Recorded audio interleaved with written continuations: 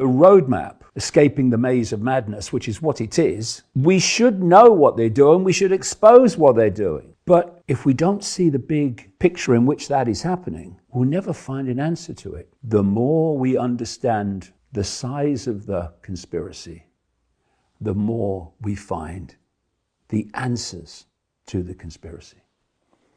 So that's the roadmap. I've been sent a story, an article this week, which is from 2019. And it's alleged to be, purported to be, a transcript of a conversation between a tech Pentagon whistleblower and a website or representative of a website. Now, because the lady remains anonymous, I can't say if that's true or not. Obviously, how would I know for sure? But what I want to do is highlight, because it's so relevant to current events, some of the things that she says that confirm my own research over decades. And the whole story, you can see the whole article. If you put the headline into a search engine, it will come up. I've tried it. And basically what she's saying, put my glasses on, is that she is a former tech operator, a sort of tech, wizard, who worked for DARPA. Now, DARPA is the technological development arm of the Pentagon, just as an organization called In-Q-Tel or IQT is the technological development arm of the CIA.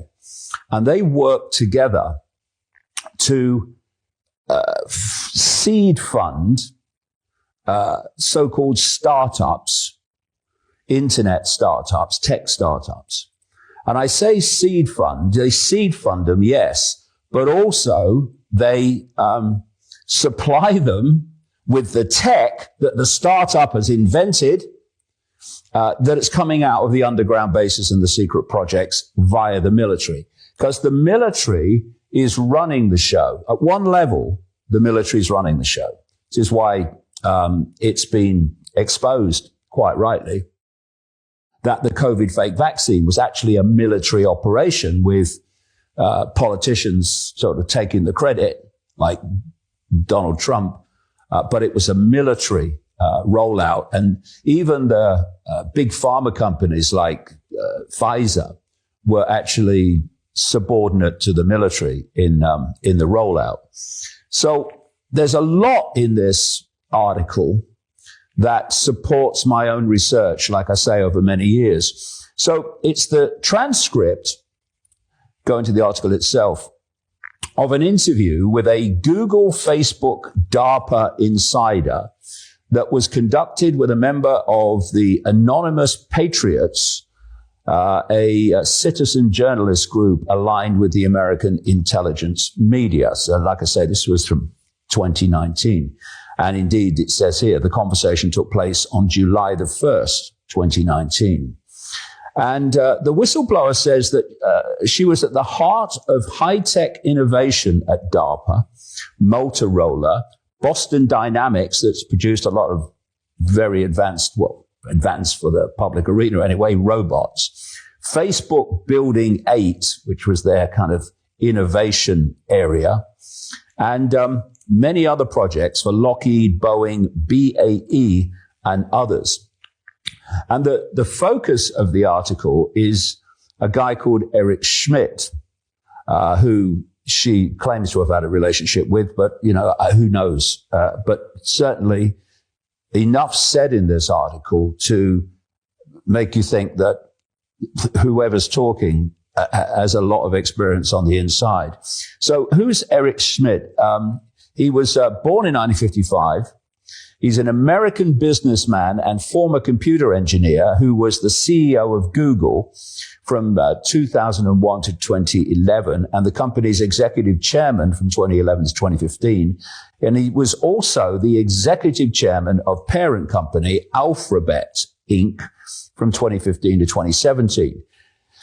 And since he's moved into official government areas, for instance, Schmidt became the first chair of the U.S. National Security Commission on Artificial Intelligence. And this is where it's leading, this whole thing, in 2018, and had a major influence on the Biden administration's science policy after 2021, especially shaping policies on artificial intelligence.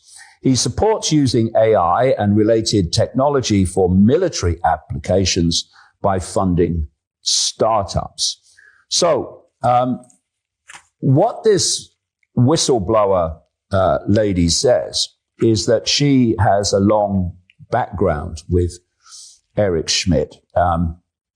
She talks about his connections to the Chinese Communist Party. You can read what she says in the article itself. And she says, I was working for the Defense Advanced Research Projects Agency, DARPA, the military, at the time, and took an interest in this opportunist. When Eric went on to Sun Microsystems, and again, she talks about the previous time, gleaned the credit for projects he didn't create, I decided to see what made him tick. I did him a favor by inviting him to a Highlands Group forum. So what's the Highlands Group? For those in your audience, she says, that might not know about the Highlands Group, it works out of the Naval Intelligence Net Assessment Office and basically is the international group of corporations, venture capitalists, military and corporate intelligence, and the CIA's In-Q-Tel agency, which I mentioned earlier. Highlands Group assessed new patents, DARPA In-Q-Tel projects, and military desires for new weapons. So where she's talking here about corporations, venture capitalists, military and corporate intelligence, and the CIA and DARPA, they are all one unit. They are presented to us as different aspects of society, the system, but actually they're one unit working to one goal. And that goal, as I'll come to, is in its most extreme sense, a fusion of humans with artificial intelligence. And this will bring us into current events as we go along. So the article goes on, quoting her, the military, as they create mythical cyber geniuses as facades for Silicon Valley corporations, and then allow those idiots, as she calls them, to buy into the next DARPA no-bid government contract that eventually becomes a monopoly subsidized by the government. And she gives the very, very pertinent example. At DARPA, we use taxpayer money up front to pay for people like Larry Brin and Sergey Page, the people who are said no bid to be the creators of Google, to win the DARPA contest. Then we make sure that the insider traders from the Highlands Group know about the next startup that will make the initial public offering, IPO, with assets of millions, but will immediately bump up to a company worth billions. What I'm about to tell you has seldom ever been said out loud, she says. Brin and Page were stooges.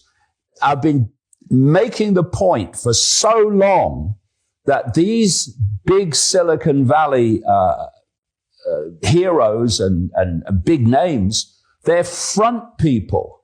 They're front people for the military. And the military is an expression at the level we're talking about of this global cult that I've been exposing for decade after decade. So, talking of Brin and Page, they were chosen because they would lie, not because they invented something. They were given a top secret DARPA program called Memex, which we had used as the best search engine we could develop, we being DARPA. It was all military and the dark web at first. We used it to sucker in the enemy unbeknownst to them and then subliminally brainwash them, attempting to create behavioral outcomes through digital dopamine reward systems and adrenaline excretions. It worked like a charm. So the CIA's In-Q-Tel agency suggested we give the system out to everyone in the world and see if we can't control the world globally through digital addiction and manipulation. Again, it worked like a charm. So we created the fake National Science Project that Brin and Page participated in. They simply did the best job of the dozen people involved, but they didn't invent anything. They simply used Memex and made it commercial.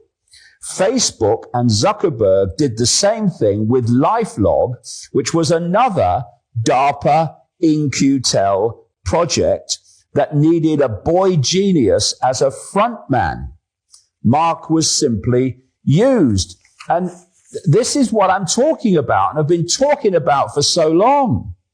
Elon Musk, he's a genius, he is. No, he's not. He's a front man. Wake up, people.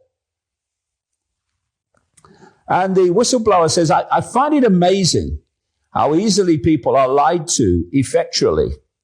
Eric is one big fat lie. Mark, Elon, and the whole gang got their inventions from DARPA and In-Q-Tel's theft of patents. I know, she says, I was there in the meetings. And she describes these people like Musk and Schmidt and all these people, Zuckerberg. She describes them as, quote, idiots who are psychopaths with delusions of grandeur. They are little boys in a sandbox. So Elon Musk, and I have been pointing this out, Elon Musk is no genius. He's a front man. I mean, look now at what's happening. Now, since he bought Twitter X, or was allowed to buy Twitter X, and with all the other shareholders like those out of Qatar and Saudi Arabia, who really have a passion for freedom of speech, since he bought that, even before, but after he bought it, he was scattergunning posts like all the time. Since he picked up Trump and became Trump's biggest promoter, if you look at Twitter X now and the Musk posts, it's absolutely amazing. It's like machine gun fire. They're coming all the time, pushing a certain agenda. And at the same time, Musk has claimed that 80% of his time is spent designing and engineering. And that he runs all these companies. And despite everything else that he does, like posting on Twitter X all the time, he runs all these companies. It's a joke. It's in your face. If only we would see it. So SpaceX, what is SpaceX? Putting up these low orbit satellites, creating this electromagnetic cloud, which is all part of the hive mind and the connection of AI to the human brain. SpaceX is an arm's length front for the Pentagon and NASA. That's why SpaceX gets all these massive contracts from the Pentagon and NASA. And now, bringing right forward into current events, Musk and this guy Vivek Ramaswamy, who is a business associate of this guy, Peter Thiel, who is massively part of this AI grouping to push forward towards this human AI fusion. Those two have been given the job by Trump of deregulation of government and getting rid of loads of people. I mean, enormous amounts of people they're talking about that work in government, and making it more efficient. And you know what they're going to do? They're going to say that the way to make government more efficient and to get rid of all these people is for AI to basically take over running government.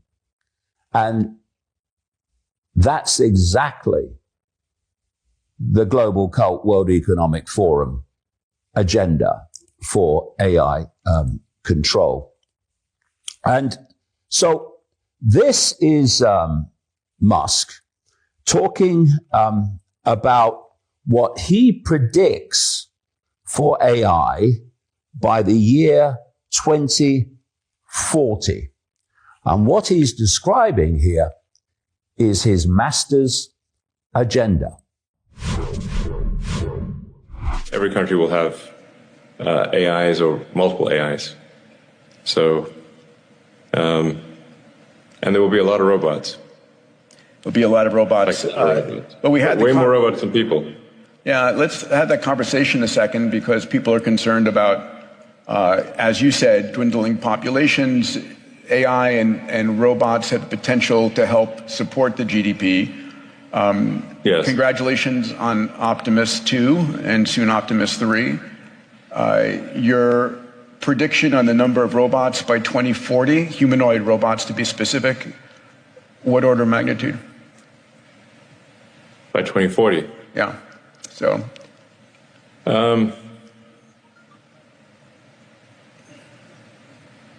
I think by if you say like 2040, probably there are more humanoid robots than there are people. So what we're going to see in this Trump administration are things happening to take the attention of Trump supporters away. Things happening that will make them say, see, he's doing what he said. At least in theory, he's doing what he said. And while they say, oh, look, yeah, we're winning, over here, the direction of travel is planned to be the march, the absolute march of artificial intelligence to control the entire system and people's lives, and ultimately the fusion of humans and AI. AI is coming at us from all angles for a very good reason. It's what the cult wants to impose upon us. And there was a tweet. Did they still call them tweets? There was a tweet this week by Elon Musk in which he said that it was, just quote him, some idiots are still building manned fighter jets like the F-35 when he says they should be building AI controlled drones to do the same job. Now, replacing the manned military technology with AI controlled military, where it can be controlled from an underground base or whatever, you don't know where it's being controlled from, is again the agenda. Just a coincidence. Nothing to worry about. That Musk is talking straight off the script again. Now, addiction to smartphones is crucial to this whole AI control agenda. I say, and I've said for a long time now, there's something coming off those smartphones, like a frequency that's affecting the brain like a drug. Because, the brain is an electromagnetic, organism on one level. It processes information electrically. And if you can, interfere with that, and manipulate that, you can create, just in one expression of it, there are many, an addiction. So, you see people, they're scrolling down, their phones for ages and ages and ages. And then eventually they put them down. But when they put them down, the brain is going, where's my electronic fix? Where's my frequency fix? What's gone on? What's happening? Where is it? They go into, shall we say, frequency vibrational cold turkey. And what do? You see it all the time. They pick the thing up and start scrolling again. It's an addiction. And they are so important to this AI control agenda that Elon Musk is telling you, you shouldn't worry about them. Oh my God. Anyway, he says that this smartphone concern about what they're doing and all this stuff and what they're doing to the brain is not happening, which, if you look at the background, is intelligence insulting nonsense, because the body and the brain on one level is an electromagnetic field. And while that electromagnetic field is in balance and is in harmony, then you're healthy. But when other electromagnetic fields, frequency fields, start destabilizing that harmony, you go into a state of disharmony, dis-ease, which leads you to ill health, dis-ease, disharmony. And that's all ignored. Don't want to talk about that. Instead, here's Musk with his mate Rogan, again, telling his massive audience that phones are fine and nothing to worry about. Cell phones are not emitting particles. So if it's like, is my cell phone going to cause brain cancer? I'm like, because of radiation. I'm like, do you mean photons or particles? And it's like, it's not emitting particles, so we can just put that aside. Don't worry about the particles. Then the photons that's emitting, the most they can do is slightly warm up your ear.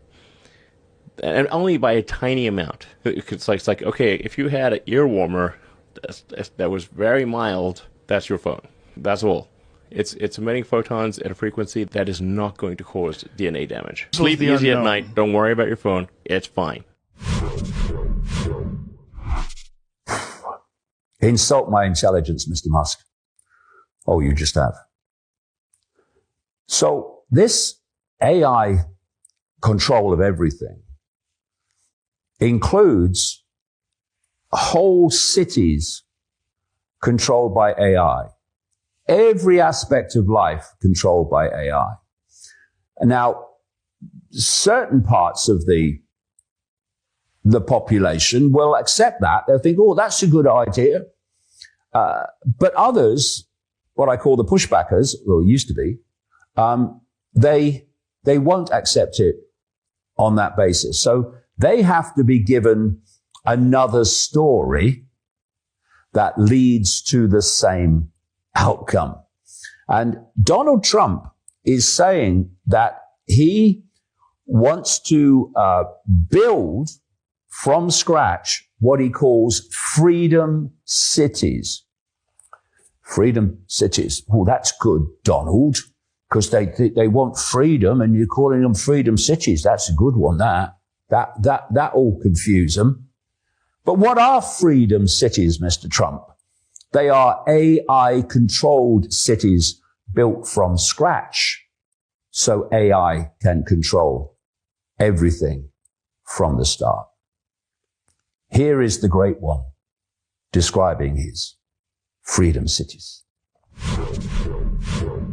Past generations of Americans pursued big dreams and daring projects that once seemed absolutely impossible. They pushed across an unsettled continent and built new cities in the wild frontier. They transformed American life with the interstate highway system. Magnificent it was. And they launched a vast network of satellites into orbit all around the Earth. But today, our country has lost its boldness. Under my leadership, we will get it back in a very big way. If you look at just 3 years ago, what we were doing was unthinkable. How good it was, how great it was for our country. Our objective will be a quantum leap in the American standard of living. That's what will happen. Here are just a few of the ways we can do it. Almost 1/3 of the landmass of the United States is owned by the federal government, with just a very, very small portion of that land, just a fraction, 1/2 of 1%. Would you believe that? We should hold a contest to charter up to 10 new cities and award them to the best proposals for development. In other words, we'll actually build new cities in our country again. These freedom cities will reopen the frontier, reignite American imagination, and give hundreds of thousands of young people and other people, all hardworking families, a new shot at home ownership and, in fact, the American dream. Another big opportunity is in transportation. Dozens of major companies in the United States and China are racing to develop vertical takeoff and landing vehicles for families and individuals. Just as the United States led the automotive revolution in the last century, I want to ensure that America, not China, leads this revolution in air mobility. And what he mentioned at the end there about competition with China, that's going to be one of the big excuses for pushing on at speed this AI control agenda. Oh, well, the Chinese, they're ahead of us. We've got to catch up. So we've got to do this. All right. Yeah. Yawn, yawn, yawn. And, finally on this kind of subject, but this is not AI, but it's certainly an indicator of where the Trump administration is planned to go. He's named General Keith Kellogg as his assistant to the president and special envoy to Ukraine and Russia. Kellogg has constantly pushed for Russia to be expelled from Ukraine and even talked about a no-fly zone, which would mean what? Open, never mind proxy, open war between the West and Russia and the East. And his supporters, of course, a lot of them are in cognitive dissonance, and so they're doubling down. Oh, he's doing it because it's part of the plan. Yeah, okay. Explain it to me. Well, he knows. Yeah, I bet he does. But some, especially with this Kellogg and these other people, like the defense secretary and the ambassador to Israel, Huckabee, and so many others in the administration, they're basically asking the question, what's going on? These people seem to have no connection to what Trump said in his campaign that he was going to do. Well, I can explain that. You've been had, people, for a second time. If you want to read more and watch more of my content, then go to the description under the video where you can buy my books. The latest one is The Roadmap, where you can get tickets for public events, and how you can subscribe to a fantastic video channel called Iconic, iconic.com.